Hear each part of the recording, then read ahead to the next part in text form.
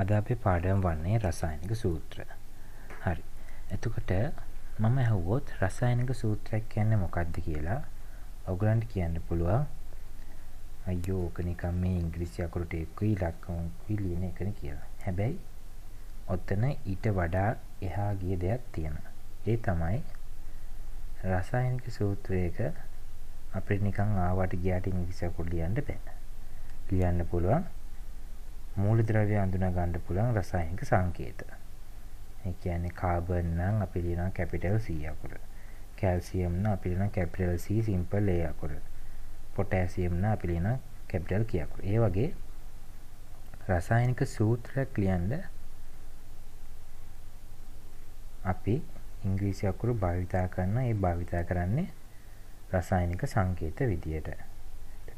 එක් මූලද්‍රව්‍ය හඳුනා ගන්න පුළුවන් රසායනික සංකේත තමයි අපි එතන පාවිච්චි කරන්නේ.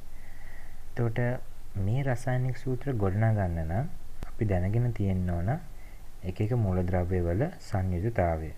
එතකොට මම අහුවොත් සංයුතතාවය කියන්නේ මොකක්ද කියලා. සංයුතතාවය කියන්නේ යම් මූලද්‍රව්‍ය පරමාණුවක් සංයෝජනය වීමේ හැකියාව. හරිද? එතකොට මේ හැකියාව ගත්තාම මේ හැකියාව සාපේක්ෂයි. අපි මේක සාපේක්ෂව ගන්නෙ හයිඩ්‍රජන් පරමාණුවට.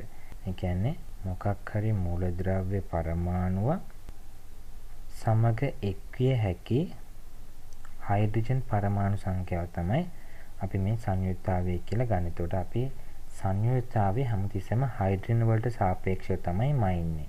එතකොට අපි කතා කරොත් මූලද්‍රව්‍ය පරමාණුවක් ගැන.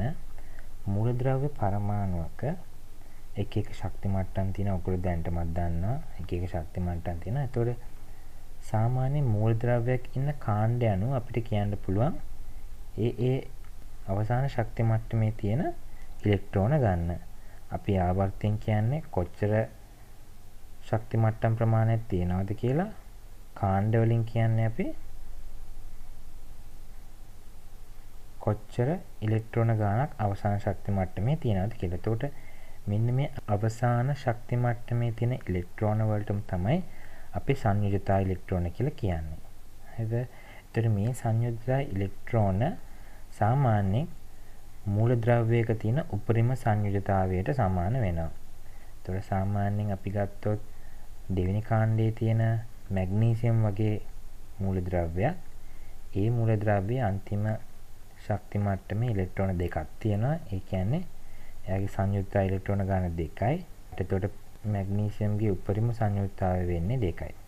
එතකොට ඒ වගේ සංයුක්තාවය අපිට තව විදිහකට හඳුන්වන්න පුළුවන්. ඒක සංයුක්තාවය අපිට කියන්න පුළුවන් මෙහෙම.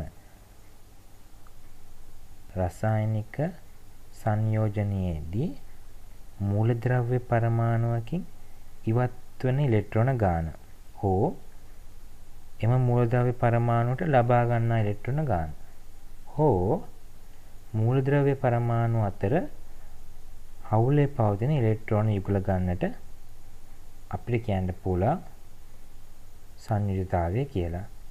එතකොට හැමතිස්සෙම මොකක් හරි සංයෝජනයකදී ඉලෙක්ට්‍රෝන හුමාරු වෙනවා. ඒ හුමාරු වෙන ඉලෙක්ට්‍රෝන ගන්න නැත්තම් හවුලේ පවතින ඉලෙක්ට්‍රෝන ගන්න තමයි අපි සංයුජතාවය කියලා කියන්නේ. එතකොට මේ සංයුජතාවයෙන් අපිට පුළුවන් රසායනික සංයෝගයක තියෙන පරමාණු ගණන නැත්නම් රසායනික සූත්‍රයෙන් නිරූපණය වන අණුවක තියෙන පරමාණු ගාන අපිට නිශ්චිතවම කියන්න පුළුවන් වෙනවා. එතකොට හිතමු ජලය ගැන. එතකොට ජලය අපි සාමාන්‍යයෙන් රසායනික සූත්‍රය ලියන්නේ H2O කියලා. එතකොට මෙතන H2O වල හයිඩ්‍රජන් ඇවිල්ලා මෙතන H2 වල H කියන්නේ හයිඩ්‍රජන්, O කියන්නේ ඔක්සිජන්. එතකොට මෙතන යටින් ඉලක්කමක් දාලා තියෙන එකට හේතුව වන්නේ හයිඩ්‍රජන් පරමාණු දෙකකුත් ඔක්සිජන් එක පරමාණුවකුත් තියෙනවා කියලා පෙන්වන්න. එතකොට දැන් ඔක්සිජන් වලට අංකයක් නැහැනේ. ඒතර මොකක් හරි මූලද්‍රව්‍යයකට අංකයක් නැත්තම් එම සංයෝගයේ අණුවක ඇත්තේ එම මූලද්‍රව්‍ය පරමාණුවකින් එකක් පමණි. එතකොට ඔක්සිජන් නම් ඔක්සිජන් දැන් මෙතන මුකුත් නැහැනේ. කියන්නේ H2O කියන සංයෝගයේ අණුවක ඔක්සිජන් තියෙන්නේ එකක් විතරයි. හරිද? අපි තව උදාහරණයක් ගත්තොත් ග්ලූකෝස් රසායනික සූත්‍රය. ග්ලූකෝස් රසායනික සූත්‍රය ඇවිල්ලා C6යි H12යි O6යි. එතකොට මෙතන ග්ලූකෝස් එක අණුවක් ගත්තොත් අපිට තියෙනවා කාබන් පරමාණු 6කුත්, හයිඩ්‍රජන් පරමාණු 12කුත්, ඔක්සිජන් පරමාණු 6කුත්. එතකොට මේ ආකාරයට රසායනික සූත්‍ර එක එක වර්ගයෙන් අපිට රසායනික සංයෝග බලා ගන්න පුළුවන්. හැබැයි මේත් එක්කම අපිට තියෙනවා අණුවක් නිරූපණය නොවන රසායනික සූත්‍රද අපිට බලා ගන්න පුළුවන්. උදාහරණයක් විදිහට අපි ගත්තොත් ලුණු. ඔයගොල්ලන් පාවිච්චි කරන කෑම වලට පාවිච්චි කරන ලුණු. ඒතර ඒ ලුණු වල අපි සාමාන්‍යයෙන් ලියන්නේ සෝඩියම් ක්ලෝරයිඩ්. ඒ කියන්නේ සෝඩියම් අණු සෝඩියමුයි ක්ලෝරිනුයි එකතු වෙලා තමයි මෙන්න මේ සංයෝගය හැදෙන්නේ. හැබැයි මේ සංයෝගය අණුවක් විදියට තියෙන්නේ නැහැ. හරිද? මේක තියෙන්නේ සෝඩියම් ධන අයනයක් හා ක්ලෝරින් ඍණ අයන විදියට. එතකොට මේව අයන එකක් කර එකක් බන්ධනය වෙලා තමයි මේ සෝඩියම් ක්ලෝරයිඩ් කියන අයන දැලිස හදන්නේ. එතකොට මේ අයන දැලිසේ සෝඩියම් ධන හා ක්ලෝරින් ඍණ අයනවල අනුපාතය ගත්තොත් ඔයාලා දකින හැමතිස්සෙම මේ අයනික දැල්ස පුරාවටම සෝඩියම් හිතන්න 50ක් තියෙනවා කියලා. එතකොට සෝඩියම් 50ට ක්ලෝරින් 50ක් අනිවාර්යෙන් තියෙනවා. ඒ කියන්නේ මේගොල්ලන්ගේ අනුපාතය හැමතිස්සෙම 1ට 1යි. එතකොට අපිට පුළුවන් ලුණු වල, ඒ කියන්නේ මේස ලුණු වල රසායනික සූත්‍රය යන්න NaCl කියලා. හරි. අපි ඊළඟට බලමු සංයුක්තතාවයේ ඇසුරෙන් කොහොමද මේ රසායනික සූත්‍ර ලියන්නේ කියලා. ඔයාලට දැන් පේනවා ඇති පළවෙනි මූලද්‍රව්‍ය 20 හා ඊට අදාළ සංයුක්තතාවයන්. එතකොට දැන් මෙතන ඔයගොල්ලෝ බැලුවොත් සංයුක්තතාවයන් සමහරක් ඒවට බිංදු තියෙනවා, සමහරක් ඒවට 1 තියෙනවා, 2 තියෙනවා, 3 තියෙනවා, 4 තියෙනවා. ඒ වගේ විවිධාකාර සංයුක්තතාවයන් තියෙනවා. දැන් ඕවා කොහොමද කටපාඩම් කරගන්නේ? මෙච්චරයි තියෙන්නේ. ඕක කටපාඩම් කරන්නම අවශ්‍ය නැහැ. ඔයාලට මතක තියාගන්න ඕන දේ තමයි අදාළ මූලද්‍රව්‍ය ආවර්තිත වග්ගයේ මොන කාණ්ඩෙද තියෙන්නේ කියන එක. එතකොට ඔයාලට ආවර්තිත වග්ගව කටපාඩම් නම් ඔයාලට මේ සංයුක්තතාවය හොයන එක එන ලේසියි. එතකොට හිතන්න හයිඩ්‍රජන් වගේ එකක්, හයිඩ්‍රජන් ඉන්නේ පළවෙනි කාණ්ඩේ නම් එයාගේ සංයුක්තතාවය 1යි. එතකොට ලිතියම් ගත්තොත් එයා ඉන්නේ පළවෙනි කාණ්ඩේ, එයාගේ සංයුක්තතාවය 1යි. බෙරිලියම් ගත්තොත් එයා ඉන්නේ දෙවෙනි කාණ්ඩේ, එයාගේ සංයුක්තතාවය 2යි.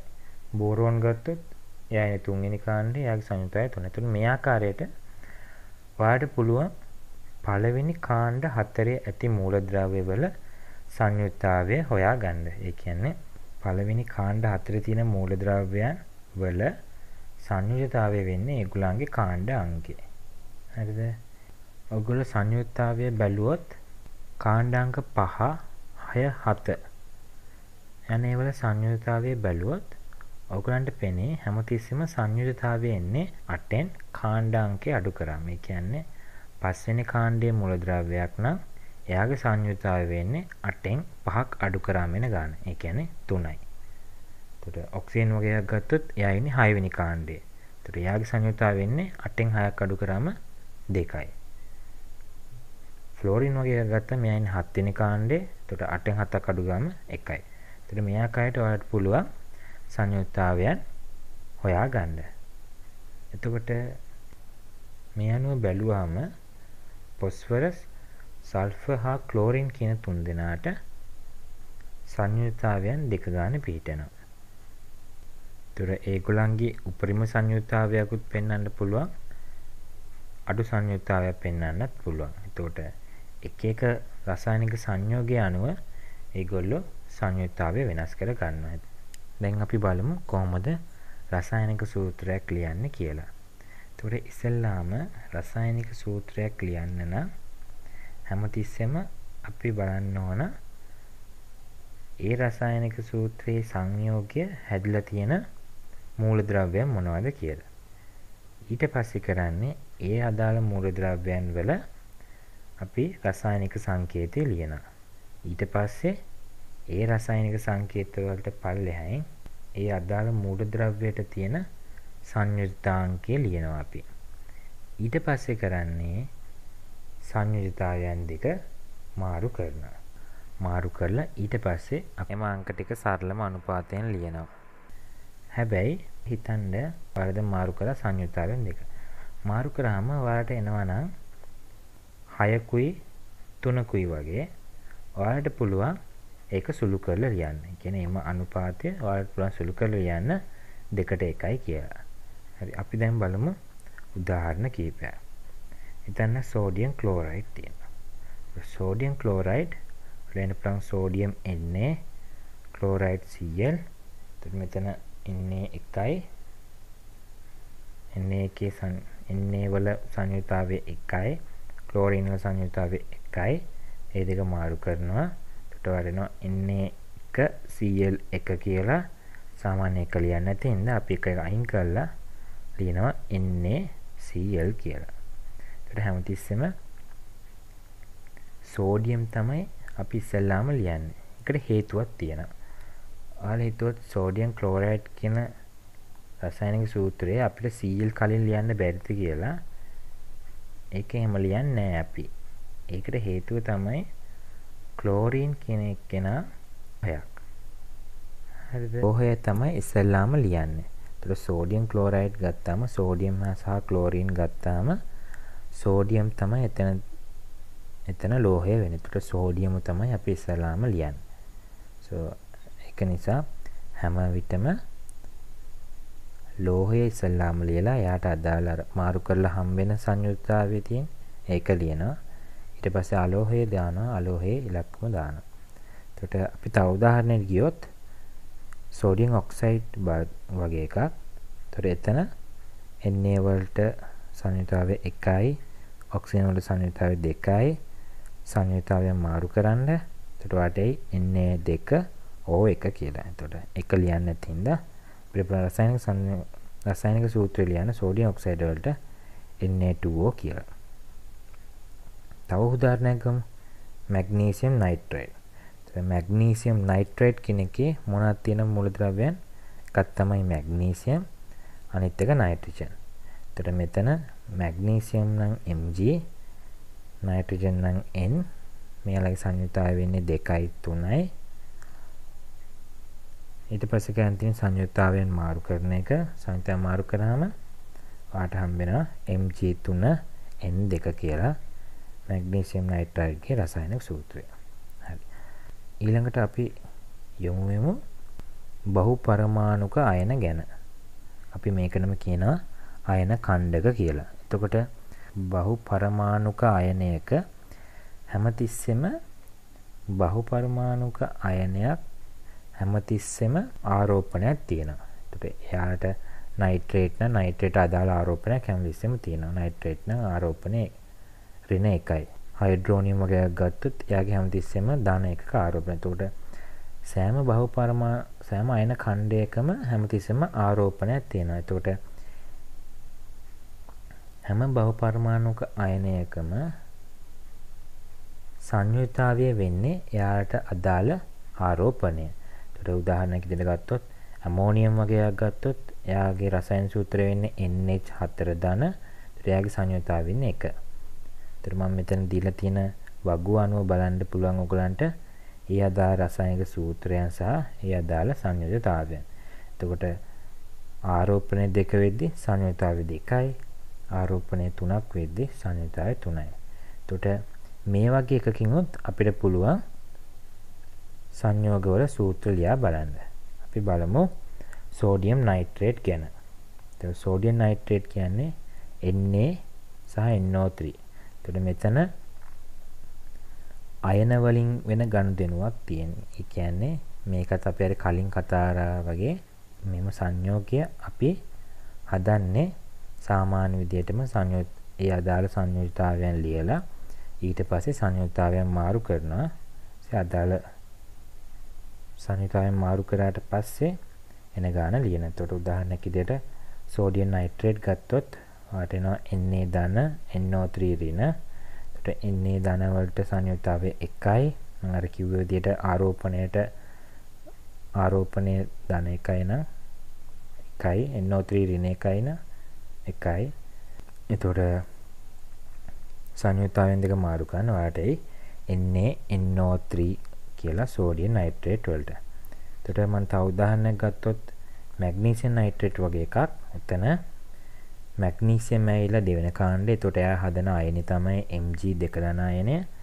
NO3 වගේ ගත්තොත් එයා හදන්නේ ඍණ 1 අයනයක් NO3 ඍණ. එතකොට එයාගේ සංයුක්තාවයන් ඉන්නේ මැග්නීසියම් නම් 2යි, NO3 නම් 1යි. ඊට පස්සේ සංයුක්තාවයන් මාරු කරන්න. එතකොට ඔයගලන්ට Mg NO3 කියන සම්පූර්ණ එකටම අර 2 කියන එක හම්බ වෙනවා. එතකොට ඔයාලා රසායනික සූත්‍රය ලියන්නේ Mg වරහණක් NO3 පස්සේ තමයි 2 ලියන්නේ. එතකොට බහුපරමාණුක අයනයක එකකට වඩා ඉලක්කමක් හම්බෙන වෙලාවට අපි බහුපරමාණුක අයනය වරහන් තුල ලියලා අර අදාළ ඉලක්කම වරහණෙන් එළියෙන් ලියනවා. හරි, මං හිතනවා ඔයගොල්ලෝ හැමෝටම තේරෙන්නේ නැති කියලා. තේරෙන්නේ නැති දෙයක් තිබ්බොත් පල්ලෙහෙන් කමෙන්ට් කරන්න, මං උත්තර දෙන්නම්. ඔයාලට ක්‍රියාකාරකමක් විදියට මේ දාලා තියෙන සංයෝගවල රසායනික සූත්‍රය ලියන්න.